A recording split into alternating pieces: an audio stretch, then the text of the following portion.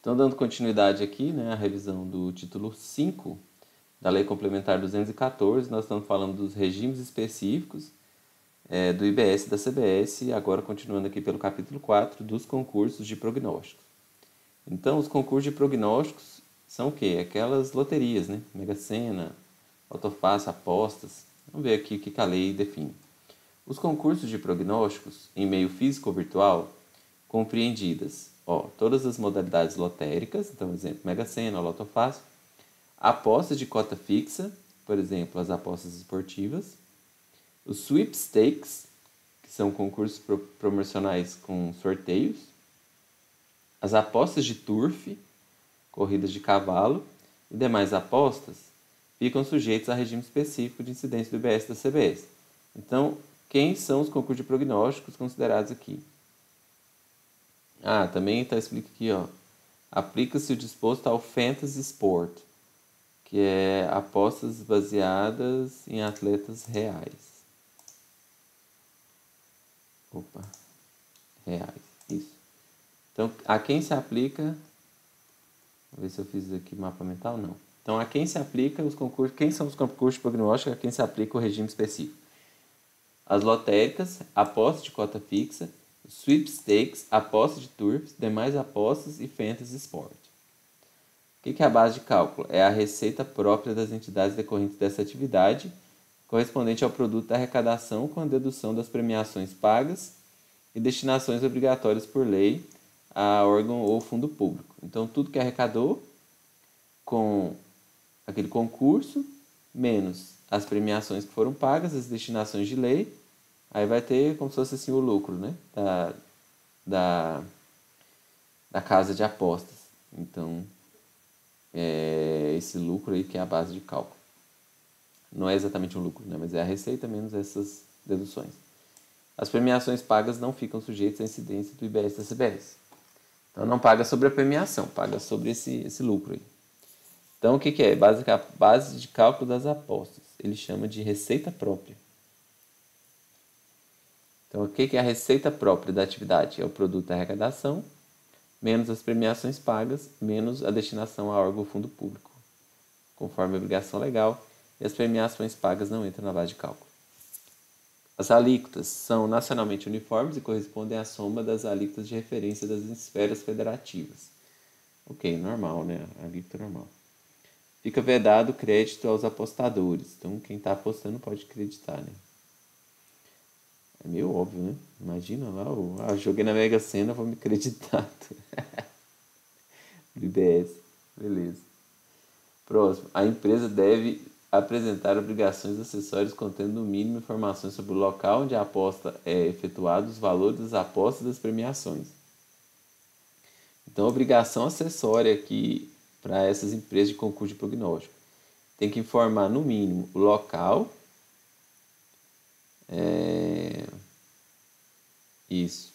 o local onde a aposta foi feita, os valores das apostas e as premiações. Caso as apostas sejam efetuadas de forma virtual, então aposta virtual, deverá ser identificado o apostador. Então interessante. Na aposta física, lá você vai na lotérica, você não precisa se identificar, não precisa dizer quem você é. Agora, se for virtual, aí tem que identificar. Da importação de serviços de concurso de prognóstico. Então, você vai apostar lá naquelas loterias americanas. Caso venha a ser permitida a importação de serviços de concurso de prognóstico, ficarão sujeitas à incidência pela mesma alíquota prevista no concurso do país as entidades domiciliadas no exterior que prestem, por meio virtual, serviço de concurso de prognóstico. Então vai incidir inclusive sobre a loteria americana? Caso venha a ser permitida a importação do serviço. O fornecedor do serviço é o contribuinte, podendo o apostador ser responsável solidário. A base de cálculo é a receita oferida pela entidade em razão da operação, com a aplicação de um fator de redução, previsto no regulamento, calculado com base nas deduções da base de cálculo do serviço do país. Então, de alguma forma, quando o cara for trazer essa grana para o Brasil, vai ter que pagar esse imposto, né? da exportação do serviço de prognóstico. Então, empresa brasileira, alguém estrangeiro vai investir aqui na Mega Sena. Serão considerados exportados ficando imunes. Então, aí não tem que pagar nada, né? Se o argentino lá ganhou na Mega Sena, você vai mandar o prêmio para ele lá. Está dizendo aqui que é imune.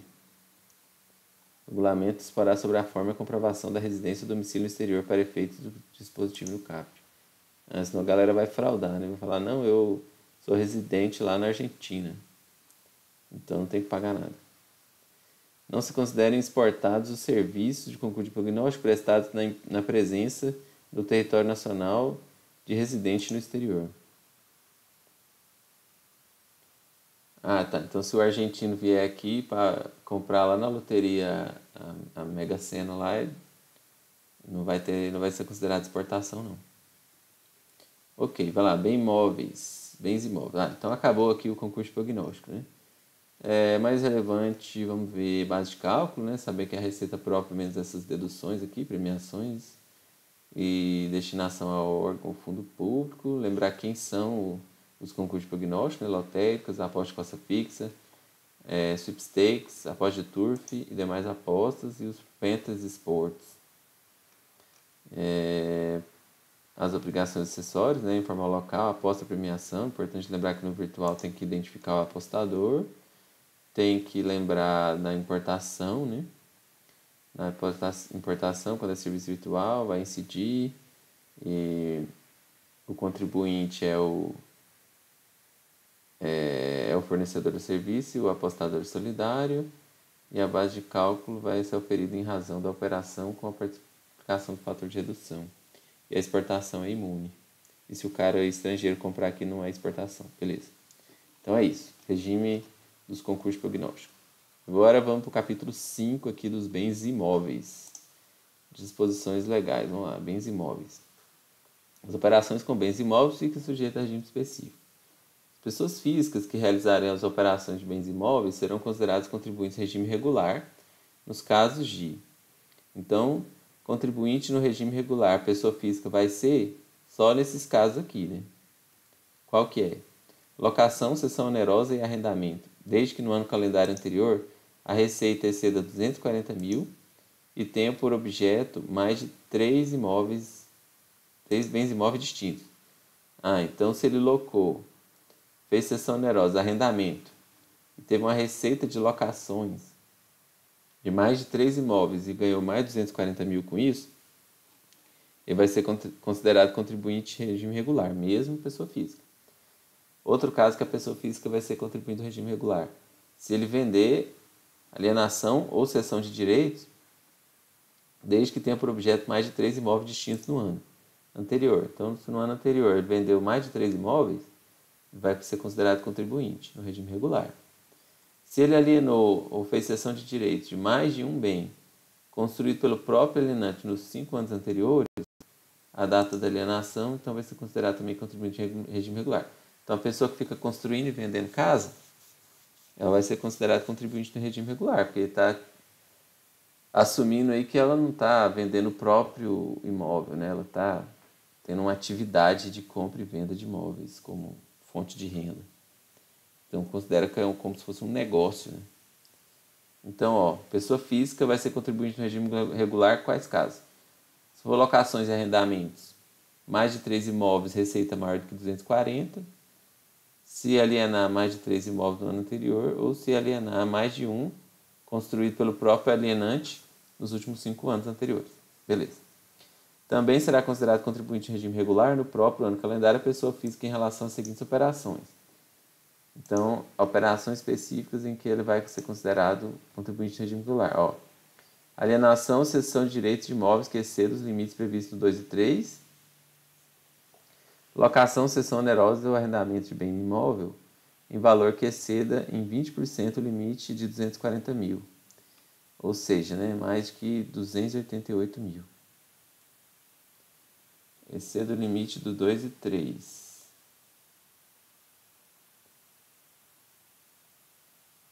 No próprio ano calendário. Então, se dentro do mesmo ano a pessoa vender mais de 3 imóveis Ou se ela vender mais de um que ela mesma construiu, aí ela vai ser contribuindo no regime regular. Ou se no mesmo ano ela alocou e ganhou mais que 288 mil, ou seja, 20% excedendo 240, aí bala, vai ter que pagar. Os imóveis devem estar no patrimônio do contribuinte há menos de 5 anos, para fins do inciso 2, parágrafo 1º. Esse caso de locação aqui, né? Para fins de ele ser considerado contribuinte no regime regular, os imóveis que ele está alugando já tem que estar no patrimônio dele há pelo menos 5 anos. Não, há menos de 5 anos. Então tem que ser imóveis novos. No caso de bem imóvel recebido por meação, doação ou herança, o prazo será contado desde a aquisição pelo cônjuge meeiro, de cujos ou pelo doador. Ah, tá. Então, se você está alugando os imóveis lá, a pessoa vive de aluguel, né? Então aluga vários imóveis. E aí esses imóveis estão no nome do esposo, e o esposo morre. Aí a esposa vai continuar alugando aquilo, ela vai ter que pagar o imposto, porque é considerado menos de 5 anos? Não. Não, porque era do decújo, do meeiro, do doador. O valor de 240 mil será atualizado mensalmente pelo IPCA. E o regulamento definirá o que são os bens imóveis distintos. Tá? Ok. Pode ter nuances aí, né? O que são imóveis distintos? Fala 3 imóveis distintos. Mas é um imóvel grandão que está particionado ali em vários kitnets, sei lá. O regulamento vai dizer como tratar esses casos. Operação de pessoa física. Vamos continuar aqui então de onde a gente parou, porque deu um probleminha aqui no computador. E aí a gravação continuou, eu fiz aqui, mas não deu certo, estou regravando então. Sobre as operações que a pessoa física vai ser considerada contribuinte regular, né, na questão dos imóveis. Então, quando for alocação, cessão ou arrendamento, e obtiver receita mais que 240 mil, atualizado pelo PCA, e for mais de 3 imóveis no ano anterior. E aí isso vai valer também dentro do próprio ano, se essas receitas for 20% a mais do que os 240, que dá 288, certo? Na alienação ou cessão de direitos, para que a pessoa física seja considerada contribuinte do regime regular, ela tem que alienar mais de 3 imóveis distintos no mesmo ano. Esses imóveis adquiridos há menos de 5 anos. Né? E se for herança ou doação, vai contar desde a data que o decujus ou o doador adquiriu. Né? E vai valer dentro do próprio ano se ele vender mais do que 3 imóveis dentro do mesmo ano ali. Ok. Alienação ou cessão de bem imóvel construído. Se o próprio proprietário que construiu, né? Aí ele vai ser proprietário no regime regular se ele vender mais do que um bem construído por ele mesmo nos últimos 5 anos. E vai valer dentro do próprio calendário também se ele vender mais de um imóvel. Ou seja, nesses dois casos aqui deve sempre valer no mesmo ano do calendário, né? No caso da alienação. Ok, então vamos seguir aqui, continuar, ver se vai dar certo nossa gravação agora. Então é sobre o que incide o IBS e a CBS nas operações com bens imóveis, né? Na alienação, inclusive incorporação imobiliária e de parcelamento do solo, cessão e ato translativo ou constitutivo oneroso de direitos reais, as locações, cessão onerosa e arrendamento, no serviço de administração e intermediação e no serviço de construção civil. Então, imóvel, o que vai pegar aí para esse regime específico? Alienação, cessão, locação, serviço de administração e intermediação, que é os corretores, né? E o serviço de construção civil. O que sujeita a tributação pelas mesmas regras, né? Além desses casos aqui? A servidão e a cessão de uso ou de espaço e a permissão de uso, direito de passagem dentro da propriedade da pessoa. E aí, lá na frente a gente vai ver as alíquotas, mas aqui já adiantando, né, que conforme a hipótese de incidência, haverá uma diferenciação de alíquota, né? Há casos em que a alíquota vai ser reduzida em 70%, que são os casos aqui de locação, servidão, cessão de uso ou de espaço e permissão de uso e o direito de passagem. Esses 5 casos, redução de alíquota em 70%. Ou seja, Entendo que vai pagar 30% da alíquota. E o que vai pagar 50% da alíquota, né? Redução em 50%. Nos casos de alienação, serviço de administração e intermediação e serviço de construção civil. Então, olha só, né? Aquilo que é locação vai ser mais reduzido do que alienação. Alienação vai ter uma alíquota maior, que a redução é só de 50% e no outro a redução é de 70%. Isso, alienação, serviço de administração e construção civil. Esses três aqui, ó. Pode até bolar um mnemônico aí. Se a gente vê que isso aqui tem uma chance grande de cair. Né? Alienação, serviço de administração.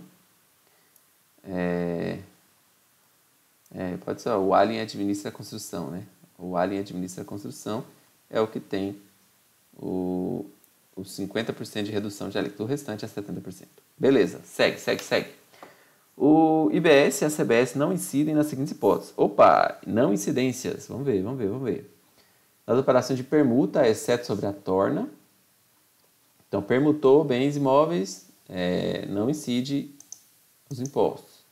Exceto sobre a torna, ou seja, o valor a mais devido à diferença de avaliação de um imóvel em relação ao outro, que está sendo permutado. Que mais? Não incide nas seguintes hipóteses, de constituição ou transmissão de direitos reais de garantia. Também não incide quando realizadas por organizações gestoras de fundo. Então, fundo patrimonial também não tem essa incidência. Se o valor permutado... Então, são só esses três casos aqui, né? Beleza, vamos ver aqui, continuando. Na hipótese dada a permuta, né, o valor permutado não será considerado no valor da operação para cálculo do redutor de ajuste. Então, a gente vai ver um redutor de ajuste lá na frente. Esse valor permutado não será considerado lá no cálculo do redutor. As operações com bens imóveis de fundo patrimonial não são consideradas operações de contribuinte sujeito a regime regular. Beleza? Então, o fundo patrimonial está fora da incidência. Nas permutas entre contribuintes do regime regular, fica mantido o valor do redutor de ajuste do imóvel dado em permuta. Então, se aquele imóvel dado em permuta já tem um redutor de ajuste, fica mantido. E poderá ser utilizado em operações futuras com o imóvel recebido em permuta.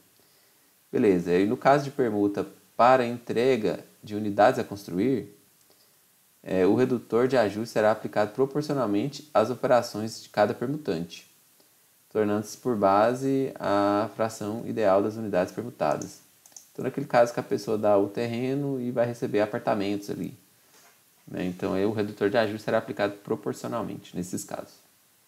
Também se aplica às operações quitadas de compra e venda de imóvel, seguidas de confissão de dívida e promessa de dação em pagamento de unidade imobiliária construída ou a construir, desde que a alienação do imóvel e o compromisso de dação em pagamento sejam levados a efeito na mesma data, mediante instrumento público. Não se aplica caso a quantidade e o valor das operações com os imóveis caracterize a atividade econômica. Então, aqui ele está falando da questão de dação em pagamento, né, que está sendo considerado como permuta também nesse caso.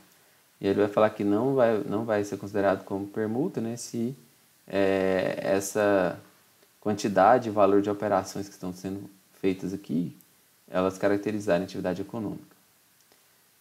E vai ser considerado de uso e consumo pessoal as operações de alienação, locação, cessão, onerosa, arrendamento de bem imóvel de propriedade de pessoa sujeita ao regime regular que não estejam relacionadas ao desenvolvimento de sua atividade econômica. Isso. Então, se não está relacionado à atividade econômica, vai ser considerado de uso e consumo pessoal. Tá bom, vamos lá. Na alienação de imóveis que tenha sido objeto de garantia, constituída em favor do credor, sujeito a regime específico desses imóveis, regime específico dos imóveis, cuja propriedade tenha sido por ele consolidada ou a ele transmitida em pagamento ou amortização da dívida. Beleza. Então, tem alguns dispositivos um pouco complexos de entender aqui nesse ponto. Mas o que é mais relevante em questão de prova, acho que é essa questão do que é a não incidência e o que não é. Vamos ver aqui, locação. locação de bem imóvel residencial com período não superior a 90 dias ininterruptos serão tributados de acordo com as regras aplicáveis do regime específico de hotelaria. Ok, então se você está locando um apartamento por um período pequenininho, né, de menos de 90 dias, aí é considerado serviço de hotelaria. Então, por exemplo, se você tem o Airbnb, né, estou imaginando que seja um caso parecido com aqui. Você tem um apartamento e você aluga pelo Airbnb. Então, são locações com um período inferior a 90 dias ininterruptos. Isso não vai ser considerado no regime de imóveis, mas sim no regime específico de hotelaria. Então, quadrinho específico, a gente não esquece as não incidências, né, que são a permuta, exceto a torna. O valor permutado não é considerado no redutor de ajustes. O redutor é mantido em permuta simples e o redutor é proporcional nas permutas em edificação a construir. Os direitos reais de garantia também são a não incidência. Os fundos patrimoniais também são não incidência. E as locações residenciais com menos de 90 dias também não vai incidir pelo regime de imóveis, mas sim pelo regime específico de hotelaria. Beleza, vamos seguir. Momento da ocorrência do fatiador. Considera-se ocorrido o fatiador em qual momento? No caso de alienação, no ato da alienação. No caso da cessão onerosa, ou ato oneroso translativo, na celebração desse ato. No caso de locação, vai ser no momento do pagamento. E no serviço de administração, intermediação de imóveis, também é no momento do pagamento. E lá no serviço de construção civil, no fornecimento. Então, considera-se alienação. O que é alienação, né? Para fins desse ato de alienação? A adjudicação, celebração, inclusive quaisquer ajustes posteriores, do contrato de alienação, ainda que mediante instrumento de promessa, carta de reserva com princípio de pagamento ou qualquer outro documento representativo do compromisso, ou quando implementada a condição suspensiva que estiver sujeita à alienação. Então, se tiver uma condição suspensiva lá, vai ser quando ela for implementada. Não precisa ser na escritura, no registro do imóvel, nem mesmo esperar a condição. Basta a celebração da alienação entre as partes, né? Um contrato ali de compra e venda, estou entendendo que já é suficiente aqui, contrato de alienação. Beleza? Então, a questão falar, só vai ser considerado alienado depois do registro. Falso. Parágrafo 2º. Nas hipóteses de locação e serviço de administração, o IBS e a CBS serão em cada pagamento. Então, múltiplos pagamentos, né? Cada pagamento vai ter ali o desconto do imposto, o destaque do imposto, né? Então, o momento, resumindo aqui, mapa mental, vai ser no ato, em que caso? Na alienação e na cessão. Vai ser no pagamento, em que caso? Locação e serviços administrativos, intermediação. E no fornecimento, no caso da construção civil. Beleza? Isso aí. Base de cálculo. Base de cálculo é o valor da operação de alienação de bem imóvel, o valor da alocação, cessão onerosa ou arrendamento de bem imóvel, o valor da cessão, o valor da operação de administração ou intermediação e da operação de serviço de construção civil. Então, é o valor mesmo ali da operação, né? E o que está incluso nesse valor da operação? Inclui o valor dos juros, das variações monetárias em função da taxa de câmbio ou de índice ou coeficiente aplicáveis por disposição legal ou contratual. Então, os juros e variações monetárias entram, a atualização monetária nas vendas contratadas com cláusula de atualização monetária também vão entrar, e os valores aqui do artigo 12 que estão nesse mapinha mental aqui. Então, vamos ver. O valor da operação, o que é? Inclui juros das parcelas, inclui a variação monetária, câmbio e IPCA, inclui a atualização monetária nos contratos que o saldo devedor é atualizado, e inclui também aquilo que está no artigo 12, que é o quê? Os acréscimos decorrentes de ajuste do valor da operação, os juros, multas, acréscimos, encargos, os descontos condicionais, as demais importâncias cobradas e recebidas como parte da operação. E o que não é computado no valor da alocação?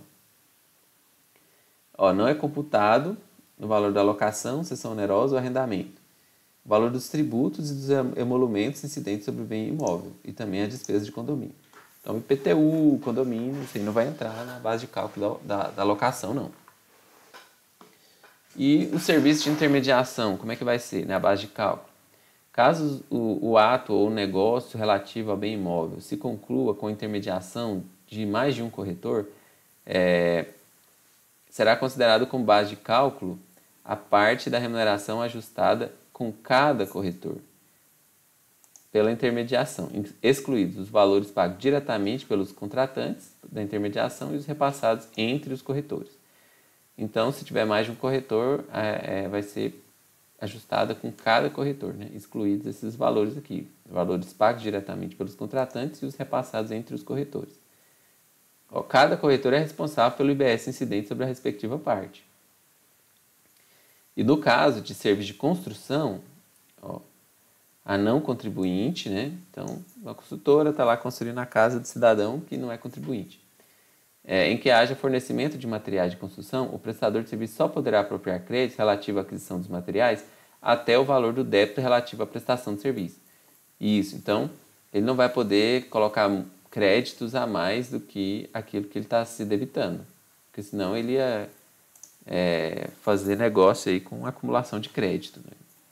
O que não faz muito sentido, né?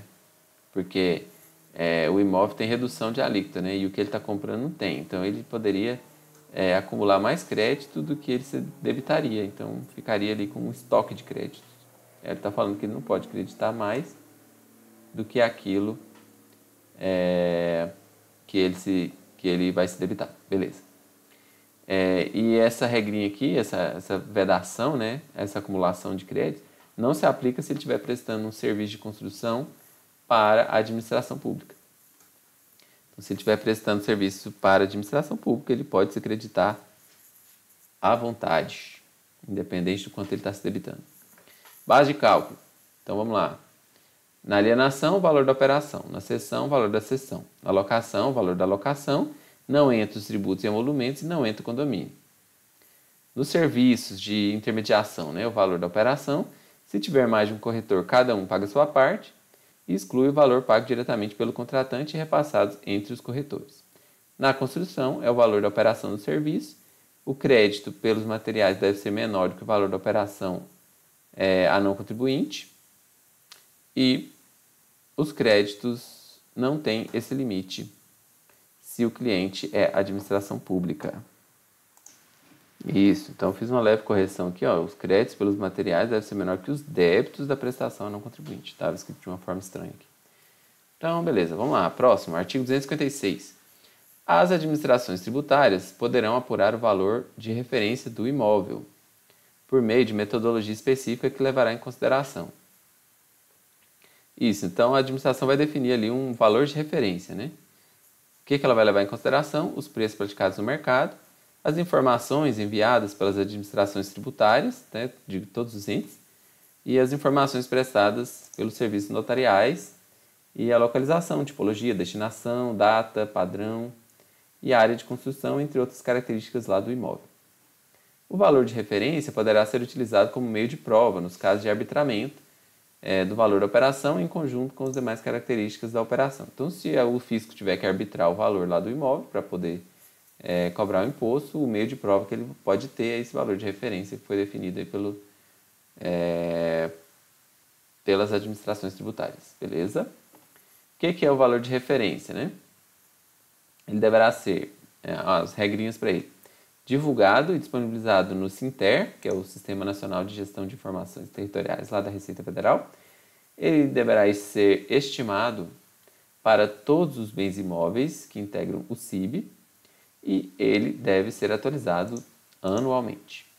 O valor de referência poderá ser impugnado por meio de procedimentos específicos. Tá? Então, se o contribuinte não concorda com aquele valor de referência, ele pode impugnar, né? E você vai entrar no processo lá para poder comprovar que é ou não é aquele valor mesmo. Para fins de determinação do valor de referência, os serviços registrais e notariais deverão compartilhar as informações das operações com bens imóveis com administrações tributárias por meio do SINTER. Então, os serviços, lá, os cartórios, né, os serviços registrais, notariais, eles devem compartilhar com a Receita Federal, lá por meio do SINTER, as informações das operações que eles realizarem com os imóveis. Beleza, vamos lá. Redutor de ajuste. O que é essa coisa aqui? Redutor de ajuste. A partir lá de 2027, ao 1º de janeiro de 2027, será vinculado a cada imóvel um valor correspondente ao respectivo redutor de ajuste. E que raios é isso? O redutor de ajuste será utilizado exclusivamente para reduzir a base de cálculo das operações de alienação de bens imóveis realizadas por contribuintes no regime regular. Então, é um número lá que vai reduzir a base de cálculo, né? Esse valor do redutor ele será composto pelo seu valor inicial, nos termos do 258, que a gente ainda vai ver, e pelos valores de quê? De algumas coisas aqui, ITBI, laudêmios e contrapartidas adicionados ao redutor da base na data do pagamento. Então, ele vai ter um valor inicial e ele vai ser composto também por ITBI, laudêmios, contrapartidas adicionados ao redutor na data do pagamento. Os valores, esses aqui, inicial e esses outros valores, serão corrigidos pelo IPCA. Então, tem correção. Na alienação, ou seja, quando a pessoa estiver vendendo o imóvel, o redutor de ajuste será mantido com o mesmo valor e o mesmo critério de correção no caso de o imóvel ser adquirido por contribuinte sujeito ao regime regular e será extinto nos demais casos. Então, se quem está comprando é contribuinte no regime regular, vai ser mantido o redutor, e se não for contribuinte, aí ele vai ser extinto. Na fusão, remembramento ou unificação de bens imóveis, o valor do redutor do imóvel resultante corresponderá à soma do valor do redutor de ajuste dos imóveis fundidos. Então, está fundindo dois imóveis lá. Dois imóveis vizinhos vai virar um só. O valor do redutor do imóvel resultante, ou seja, tinha duas casas geminadas, fez uma só. A casa que ficou no final corresponderá à soma do valor do redutor de ajuste dos imóveis fundidos, ou seja, dos dois de origem. Na divisão, ou seja, o grandão virou dois pequenininhos, o valor do redutor dos imóveis resultantes da divisão deverá ser igual ao valor do redutor de ajuste do imóvel dividido, observados os seguintes critérios. Então, vai separar o do grandão no pequenininho, né? E qual é o critério para separar? O valor do redutor será alocado a cada imóvel resultante na proporção do valor de mercado. Então, é a proporção da área? Não é a proporção da área, é a proporção do mercado. E caso não seja possível a identificação do valor de mercado, será alocado na proporção da área. Então, vai falar assim que logo de cara já é a proporção da área. Não é. Primeiro critério para quando for dividir o imóvel, o redutor de ajuste vai ser na proporção do valor de mercado. E se não der o valor de mercado, na proporção da área. É cara de questão de prova, muito cara de questão de prova. Na atividade de loteamento realizada por meio de contrato de parceria, o redutor será aplicado proporcionalmente à operação de cada parceiro, tomando-se por base os percentuais definidos no contrato de parceria. Ok. Proporcionalmente à operação de cada parceiro, no caso de loteamento. A ausência de regulamentação na forma de utilização do redutor de ajuste não impede a sua utilização nos termos da lei complementar. Isso, então, não está regulamentado aqui no estado, não tem como usar, no município não tem como. Não vai impedir, vai poder usar de qualquer forma. Qual que é o valor inicial do redutor? Nos casos de bens imóveis de propriedade do contribuinte em 31 de dezembro de 26, ou seja, já estava com a pessoa até o final do ano que vem, né? 31 de dezembro de 26. O valor de aquisição do imóvel atualizado. Então, é o valor que você comprou o imóvel atualizado. Por opção do contribuinte, ou por opção do contribuinte, o valor de referência definido lá pelo fisco. Então, qualquer um dos dois, né? O valor de aquisição atualizado ou o valor de referência que o fisco definiu. E nos casos dos bens imóveis em construção em 31 de 2 de 26, né? Estou construindo minha residência aqui, e aí a obra vai passar de 31 de dezembro de 26, né? É o valor de aquisição do terreno atualizado, o valor dos bens e serviços que possam ser contabilizados como custo de produção do bem imóvel ou como despesa direta relacionada à produção adquiridos anteriormente a 1º de janeiro de 27. No caso, os bens imóveis adquiridos a partir de 27 é o valor da aquisição. Isso. Então, ótimo. É o valor que você gastou para adquirir ou o valor que você gastou para construir. E a data da constituição do redutor de ajuste é, no caso do inciso 1 e 2, 31 de dezembro de 26. E no caso do inciso 3, a data da operação. Ok. Caso o valor de referência não esteja disponível em 31 de dezembro de 26, o contribuinte que não optar pela fixação do redutor poderá calculá-lo com base na estimativa de operação ou na estimativa de valor de mercado do bem imóvel realizada por meio de procedimento específico. Então, peraí. Caso o valor de referência não esteja disponível, o valor de referência que é aquele lá do fisco.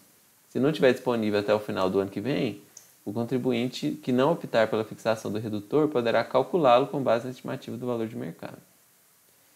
E caso o valor de aquisição ele seja baseado em declarações ou documentos que não estejam condizentes com o valor de mercado ou que não mereçam fé, poderá o fisco instaurar um processo administrativo para determinar o efetivo valor da aquisição.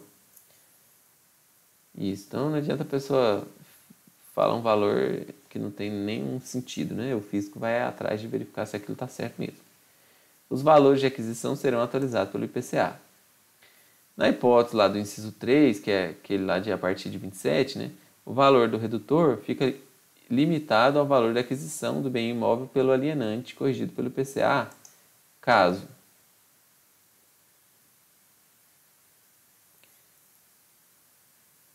ao valor limitado ao valor de aquisição do imóvel pelo alienante. Então não é o quanto você pagou, é o quanto quem está vendendo para você que pagou. Caso a alienação ocorra em prazo inferior a 3 anos. Isso. Então se a pessoa construiu e te vendeu rapidão, não é o que você pagou, é o quanto ela gastou para construir. Ou se a pessoa comprou e te vendeu rapidão, é o quanto ela pagou e não quanto você pagou. O imóvel tenha sido adquirido de contribuinte no regime regular, ou não seja comprovado o recolhimento pelo alienante do imposto de renda sobre o ganho de capital e do imposto de transmissão de bens imóveis. Então vamos lá aqui, mapa mental, para a gente lembrar esses 1000 detalhes aí. Redutor de ajuste, né? Qual é o valor inicial? Se o bem foi adquirido até final de 26, é o valor de aquisição atualizado. Ou, opcionalmente, o valor de referência, e se ele não estiver disponível, estima com o valor de mercado. E o bem em construção em 31 de 12 de 26 é o valor do terreno atualizado, mais o valor dos materiais da obra adquiridos antes de 1 de 1 de 27. E se for um imóvel adquirido após 1º de janeiro de 27, é o valor da aquisição, limitado ao valor de aquisição mais IPCA, e se a alienação for com prazo menor que 3 anos, imóvel... Não, peraí, tem alguma coisa errada aqui. Isso, estava errado aqui porque não estava escrito alienante, ó. Ilimitado ao valor de aquisição pelo alienante, ou seja, pela pessoa que te vendeu, não é pelo que você pagou, mas o IPCA, se a alienação foi com prazo menor que 3 anos, se o imóvel é adquirido de contribuinte no regime regular, ou se não comprovar o recolhimento do IR pelo ganho de capital ou pelo ITBI, ou o recolhimento do ITBI. O que integra o redutor de ajuste na data do efetivo pagamento? Integra o ITBI, o laudêmio, as contrapartidas de ordem urbanísticas e ambientais, pagas ou entregues aos entes públicos em decorrência da legislação, inclusive, mas não limitados aos valores despendidos a título de outorga onerosa de direito de construir ou de outorga onerosa por alteração de uso, quaisquer outras contrapartidas devidas a órgãos públicos para a execução do empreendimento imobiliário, desde que não tenham sido incluídos no valor inicial do redutor. Então, pode colocar no redutor tanto o ITBI, o laudêmio e aquilo que você estiver pagando ali para o órgão público, né? Contrapartidas de ordem urbanística, ambiental, valores que você pagou para outorgas de direito de construir, outorga de alteração de uso, tudo isso aí você vai poder colocar dentro do valor desse redutor, beleza? Parágrafo 7º. Inclui-se no conceito de contrapartidas municipais o valor correspondente ao percentual destinado à doação de áreas públicas e as contrapartidas estabelecidas no ato de aprovação do empreendimento. Fica vedada a apropriação de créditos incidentes sobre os bens e serviços adquiridos para a realização das contrapartidas que integrem o redutor de ajustes. E a data da construção dos valores incluídos no redutor é a data do pagamento dos tributos e das contrapartidas, ou das transferências do poder público dos bens cedidos em contrapartida. Então, beleza, essas são as contrapartidas lá, né, que você está pagando nos órgãos públicos. O que é, então, o valor adicional do redutor de ajustes? Integra um redutor de ajustes. Isso, valor que integra, né? É o que? TBI mais Laudem e as contrapartidas de ordem urbanística e ambientais, desde que não incluídas no valor inicial e vedado crédito sobre bens adquiridos para contrapartida. Redutor social. Vamos ver o que é o redutor social. Na alienação de bem imóvel residencial novo ou de lote residencial realizada por contribuinte, poderá ser deduzido da base de cálculo o redutor social no valor de R$100 mil por bem imóvel residencial novo e de R$30 mil por lote residencial até o limite do valor da base de cálculo após a dedução do valor de ajuste. Então, se você estiver vendendo alienação de bem imóvel residencial novo ou de lote residencial, está vendendo uma casa novinha ou um lote, por contribuinte é o regime regular. Então, se eu sou um contribuinte em regime regular, estou ali vendendo uma casa nova ou um lote. Poderá ser deduzido da base de cálculo o redutor social no valor de R$100 mil por bem imóvel residencial novo e de R$30 mil por lote residencial, até o limite do valor da base de cálculo após a dedução do redutor de ajuste. Isso, então, vai tirar o valor do redutor de ajuste lá da base de cálculo, depois vai tirar também o valor do redutor social. Na casa novinha, R$100 mil, e no lote residencial novinho, R$30 mil. E vai ser considerado bem imóvel residencial, o que é? Se ele estiver na zona urbana ou rural, para fins residenciais, e seja ocupada por pessoa como local de residência. Um lote residencial, se ele for resultante de parcelamento do solo urbano, ou objeto de condomínio de lotes. E o bem imóvel novo é aquele que não tenha sido ocupado ou utilizado ainda. Para cada bem imóvel, o redutor social poderá ser utilizado uma única vez. Ok, o valor do redutor social será atualizado mensalmente pelo IPCA. E quando as atividades de loteamento for realizado por meio de contrato de parceria, o redutor social será aplicado proporcionalmente à operação de cada parceiro.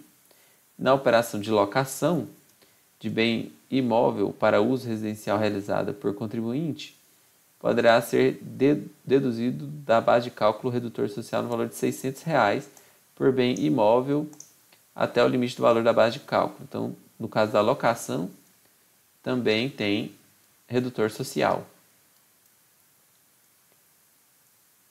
E o valor do redutor social será atualizado mensalmente pelo IPCA. Então, beleza, vamos lá. Redutor social.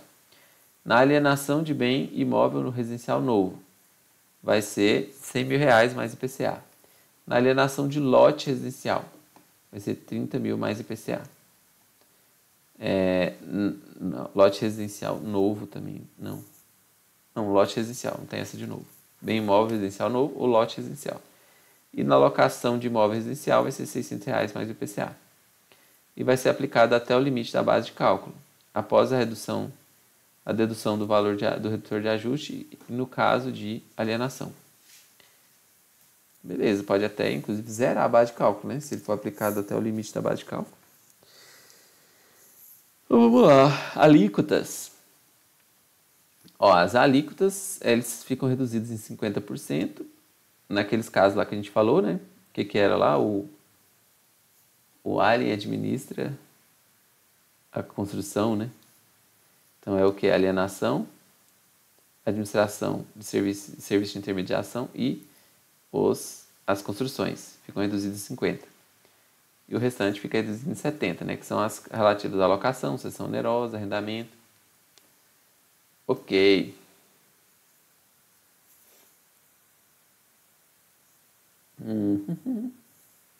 Sujeição passiva. O que é a sujeição passiva?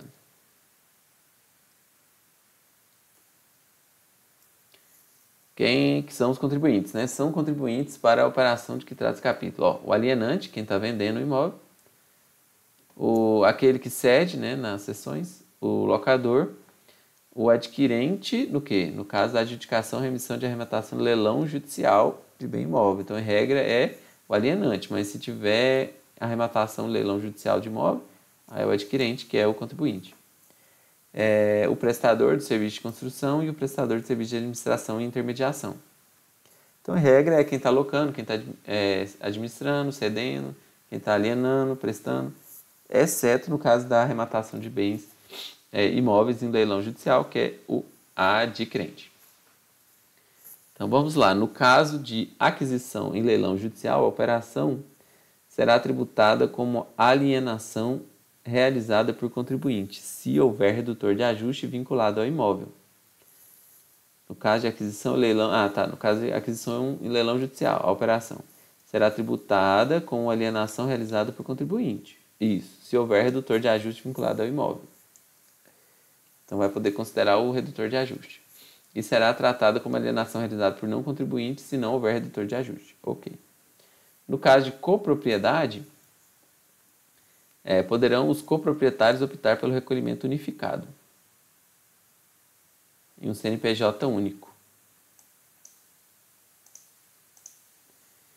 Ok. E no caso de copropriedade, o IBS e a CBS incidirão proporcionalmente sobre a parte do imóvel relativa ao coproprietário que se enquadrar na condição de contribuinte. E nas sociedades em conta de participação, o sócio ostensivo fica obrigado a efetuar o recolhimento, vedada a exclusão de valores devidos aos sócios participantes. Então, contribuinte, regra. Quem entrega o imóvel ou presta o serviço. Alienante, cedente, o locador, o consultor, o corretor. A exceção, adquirente e leilão judicial. Se ele tem redutor de ajuste, ele tributa como alienação por contribuinte. E se ele não tem redutor de ajuste, ele tributa como alienação por não contribuinte. Beleza? Então acabamos aqui a parte dos regimes específicos de imóveis. E aí começa aqui os regimes das sociedades cooperativas e o regime dos bares e das hotelarias. É pequenininho aqui, vamos matar isso logo de uma vez. Beleza? Regime específico das sociedades cooperativas, capítulo 6. As sociedades cooperativas poderão optar por regime específico no qual ficam reduzidas a zero as alíquotas independente da operação em que. Opa, redução a zero de alíquotas. Que beleza para as cooperativas, hein? Mas quais operações? Associado fornece a cooperativa de que participa e a cooperativa fornece a associado sujeito ao regime regular. Então é nas operações em que o associado fornece para a cooperativa e a cooperativa fornece ali para o associado que é sujeito ao regime regular. Ficam reduzidas a zero as alíquotas. E essa redução a zero ela também se aplica às operações entre cooperativas, singulares, centrais, confederações, federações e as originárias dos seus respectivos bancos cooperativos.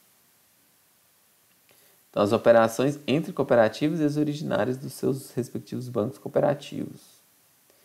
Também se aplica a redução à operação de fornecimento de bem material pela cooperativa de produção agropecuária a associado não sujeito ao regime regular, desde que anulados os créditos por ela apropriados referente ao bem fornecido.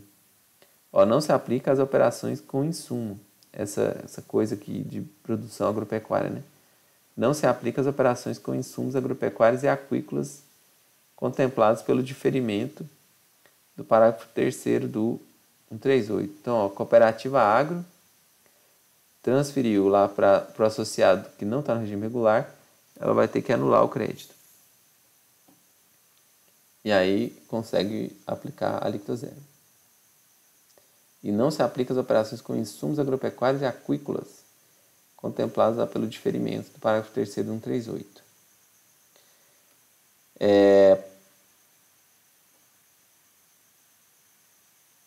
A redução a zero, no caso aqui das cooperativas que fornecem para os seus associados no regime regular, aplica-se também ao fornecimento pelas cooperativas de serviços financeiros a seus associados, inclusive cobrados mediante tarifas e comissões. A opção será exercida pela cooperativa no ano calendário anterior ao do início da produção de efeitos ou no início de suas operações. Isso, então ela vai ter que optar por isso aí no calendário anterior. Beleza? Ó, o regime das cooperativas. Então, o que tem ele? Alíquota zero. Nas operações do associado para a cooperativa, da cooperativa para o associado no regime regular, ou entre cooperativas no sistema cooperativista. A cooperativa agrícola para o associado não no regime regular também se aplica se ela anular os créditos, né? E o serviço financeiro também, inclusive cobrados por tarifa. O que não entra no regime? Né? Os insumos agropecuários e aquícolas que já têm o diferimento. E a opção? A opção é no ano calendário anterior ao início das atividades. O associado sujeito ao regime regular, inclusive as cooperativas singulares, que realizaram operações com redução de alíquota, poderá transferir os créditos das operações antecedentes e os créditos presumidos à cooperativa. Então ele pode mandar o crédito lá para a cooperativa. As transferências dos créditos alcançam apenas os bens e serviços utilizados para a produção do bem ou prestação de serviço fornecido. Ou seja, despesas administrativas não pode, né? Regime dos bares, restaurantes, hotelaria, parques de diversão, parques temáticos, transporte coletivo de passageiros e agências de turismo. Então vamos lá, aqui falar sobre os bares e restaurantes. Como que vai funcionar para os bares e restaurantes, né? As operações de fornecimento de alimentação por bares e restaurantes ficam sujeitas ao regime específico. Elas aplicam-se também ao fornecimento de bebidas não alcoólicas preparadas no estabelecimento. Não alcoólica, hein? Bebida não alcoólica. Falou nada de cervejinha, nem de vinho. Bebidas não alcoólicas. Não está sujeito ao regime específico fornecimento de alimentação para pessoa jurídica, sob contrato. Aí tem os quinais aqui, né? Os produtos alimentícios e bebidas não alcoólicos adquiridos de terceiros, não submetidos a preparo no estabelecimento. Então, por exemplo, suco de caixinha, né? Não pode, não entra. Tem que ser o suco lá que bateu lá no próprio estabelecimento. E as bebidas alcoólicas, ainda que preparadas no estabelecimento. Então, mesmo se você for um drink lá bacana, já era, tá fora. Então, o regime dos bares, o que entra? Fornecimento de alimentação e bebida não alcoólica fabricada no bar. E não entra fornecimento à pessoa jurídica, as bebidas não alcoólicas compradas de terceiro e as bebidas alcoólicas preparadas ou não no local. A base de cálculo é o valor da operação de fornecimento de alimentação e das bebidas. E fica excluído da base de cálculo as gorjetas, desde que seja repassado integralmente aos empregados e seu valor não exceda 15%.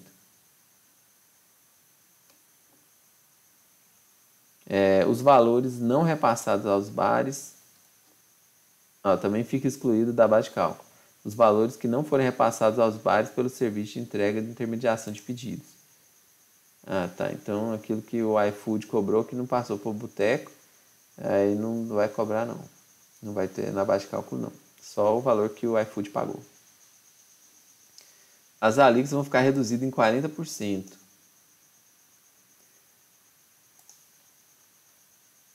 Isso. Então, é uma vantagem aqui para os bares, né? A alíquota é reduzida em 40%. Então, as cooperativas era 0, a alíquota 0. Aqui é a redução de 40. Lá nos imóveis era 70 e 50. Seria bom fazer um quadrinho com isso, né? Ó, vamos lá. As alíquotas ficam reduzidas em 40% e fica vedada a apropriação de créditos pelos adquirentes de alimentação e bebidas fornecidos pelos bares. Ah, entendi. Então, se você comprou do boteco lá, a sua comidinha, já era. Não pode acreditar, não. Base de cálculo. O que é, então? O valor da operação, excluídas as gorjetas, 100% repassadas para o empregado. As gorjetas menores que tem que ser menor que 15%. E o valor que o iFood não repassa para o bar. As alíquotas, elas vão ter uma redução de 40%, ou seja, ela vai pagar 60%. E o crédito, quem compra a comida não pode creditar, não. Então, esse aqui é o bar. Agora, hotel. Hotel, parque de diversão e parque temático. O serviço de hotelaria, parque de diversão, parque temático, fica sujeito a regime específico. O que considera esse serviço de hotelaria? Né? É o fornecimento de alojamento temporário em unidade de uso exclusivo dos hóspedes ou imóvel residencial mobiliado, ainda que de uso não exclusivo dos hóspedes. Então deve ser tipo o Airbnb, né? Então beleza, ó, serviço de hotelaria é o quê? Fornecimento de alojamento temporário. Onde?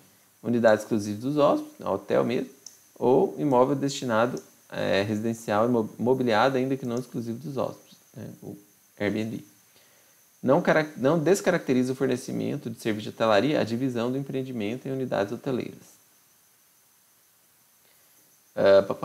Considera-se parque de diversão, estabelecimento ou empreendimento permanente ou itinerante, cuja atividade essencial é a disponibilização de atrações destinadas a entreter as pessoas e fruídas presencialmente.